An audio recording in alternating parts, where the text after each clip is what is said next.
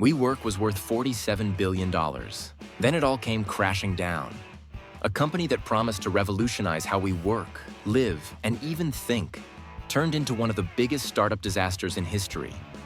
And at the center of it all, a charismatic, barefoot-walking, tequila-loving visionary named Adam Neumann, whose wild leadership took WeWork to dizzying heights and then drove it straight into the ground.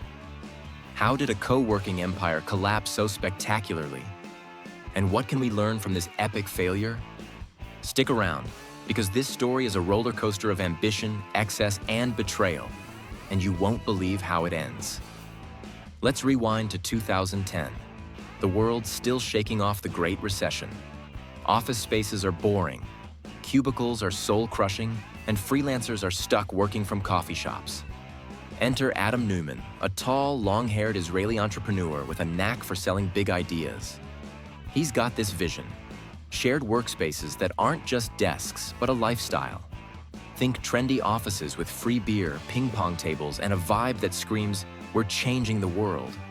He teams up with architect Miguel McKelvey, and together they launch WeWork in New York City. Their pitch? We're not just renting desks, we're building a community. And people eat it up. By 2014, WeWork's popping up in every major city: London, Shanghai, Tel Aviv. Startups, freelancers, even big companies like IBM are signing up. Neumann's selling this idea that WeWork isn't just a real estate company, it's a tech startup. He's throwing around buzzwords like disruption and elevating consciousness. Investors are hooked. Why? Because Neumann's got this cult leader charm. He's walking barefoot through offices, pouring tequila shots at meetings, and preaching like he's Steve Jobs reincarnated. But here's the first open-loop question to keep you thinking. Was Neumann a genius? Or was he just a master at fooling everyone? Fast forward to 2017, and WeWork's valuation is skyrocketing. It's worth $20 billion, then 30, then a jaw-dropping $47 billion by 2019. That's more than Ford or Marriott. Neumann's convincing heavy hitters like SoftBank's Masayoshi Son to pour billions into the company. Son's so enamored, he scribbles a $4.4 billion investment deal on an iPad during a car ride. WeWork's leasing massive buildings, turning them into sleek co-working spaces and charging premium rents. They're not just offices anymore. Neumann's pitching "We Live apartments, we grow schools, even a we bank." His slogan? Make a life, not just a living. It's bold, it's inspiring, and it's working. But behind the scenes, things are getting messy. WeWork's business model is simple: lease office space long-term, break it into smaller chunks, and rent it out short-term at a markup. Sounds smart, right? Except they're leasing way more space than they can fill, and their costs are ballooning. In 2018, WeWork loses $1.9 billion, while making just $1.8 billion in revenue. They're burning cash faster than a crypto bro in a bull market. Neumann's not worried, though. He's got investors throwing money at him, and he's living like a rock star. Private jets, a $60 million Gulfstream, a Manhattan townhouse with a guitar-shaped room. He's even got a personal chief of staff whose job includes rolling his joints. But here's the next question to keep you hooked. How long could this party last before someone noticed the cracks? Let's talk about Neumann's leadership, or lack thereof. The guy's a walking red flag. He's hosting summer camp retreats for employees, where mandatory tequila shots and all-night raves are part of the culture. He's got a sauna in his office, throws parties with A-list celebs, and once reportedly said he wants to be president of the world. Employees describe a workplace that's half frat house, half cult. Neumann's pushing this we philosophy, but it's really the Adam show. He's got unchecked power, with voting rights that give him 20 times more control than other shareholders. And he's making sketchy side deals, like selling the trademark for the word "we" to his own company for $6 million, only giving it back after backlash. By 2019, WeWork's gearing up for an IPO. They're calling it the We Company now, and Neumann's promising Wall Street a tech unicorn. The IPO prospectus drops, and it's a disaster. It's 300 pages of jargon, spiritual mumbo-jumbo, and a dedication to Neumann's wife, Rebecca, who's somehow the company's chief brand officer. Investors start digging, and the numbers don't add up. WeWork's losing billions, has no clear path to profitability, and Neumann's conflicts of interest are glaring.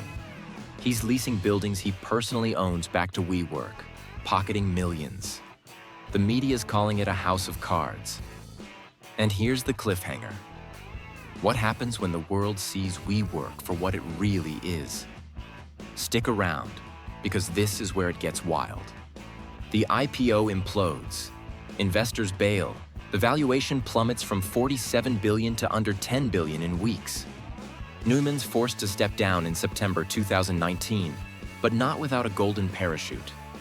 SoftBank, desperate to save their investment, hands him a $1.7 billion exit package. That's right, $1.7 billion for tanking the company. He walks away with $185 million in consulting fees, a $500 million credit line, and nearly $1 billion in stock sales. Meanwhile, WeWork lays off thousands of employees, and their stock options are worthless. The guy who caused the mess is sipping margaritas in Miami, while workers are left holding the bag. So here's the next open loop. How does someone fail so spectacularly and still walk away a billionaire? WeWork's not done yet. They file for bankruptcy in November 2023, drowning in $4 billion of debt. The pandemic didn't help. Remote work killed demand for shared offices. But the rot started with Neumann. By 2025, WeWork's clawing back, posting positive revenue for 6 months straight. But it's a shadow of its former self, with just 170 locations compared to 800 at its peak. They're debt-free now thanks to a restructuring led by Yardi Systems, but the glory days are gone.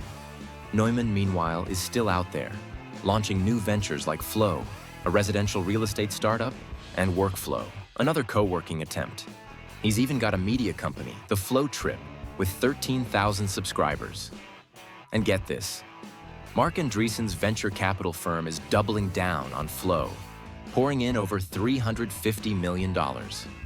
So, what's the deal? Is Neumann a serial con artist, or does he actually have something worth betting on? Let's break down the lessons here. First, charisma can sell anything, but it can't hide bad math. Neumann's charm got WeWork to $47 billion, but the numbers never lied. Second, unchecked power is a recipe for disaster. Neumann's 20-to-1 voting control let him run wild, and no one could stop him. Third, investors can be just as delusional as founders. SoftBank and others threw billions at a losing business because they believed the hype. And finally, failure doesn't always mean the end. Neumann's still out there, raising money, starting companies, and somehow convincing people he's worth the risk. So here's the big question to keep you thinking. Could Neumann pull off another WeWork? Or is he doomed to repeat the same mistakes? The WeWork saga is a cautionary tale for every entrepreneur, investor, and dreamer. It's a story of what happens when ambition outpaces reality, when ego overshadows strategy, and when the world buys into a vision that's too good to be true. Neumann's not the first to crash and burn, and he won't be the last. But his story sticks with us because it's so extreme. $47 billion, a billion-dollar payout, and a company that promised to change the world, only to end up in bankruptcy court. What's your take on WeWork? Drop a comment below and let me know. Did Neumann get away with the ultimate hustle? Or was he just a dreamer who flew too close to the sun? Before I wrap up, let's talk about what's next for Neumann. He's still pitching Flow as the future of housing, with apartments that foster community and condos for sale in Miami.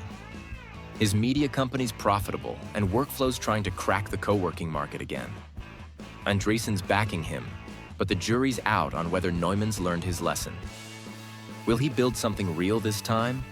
Or is it just another house of cards? That's the final cliffhanger I'll leave you with, because in the startup world, you never know what's coming next. Thanks for watching, and if you want more stories of epic wins and brutal fails in the business world, hit that subscribe button and ring the bell. Keep hustling.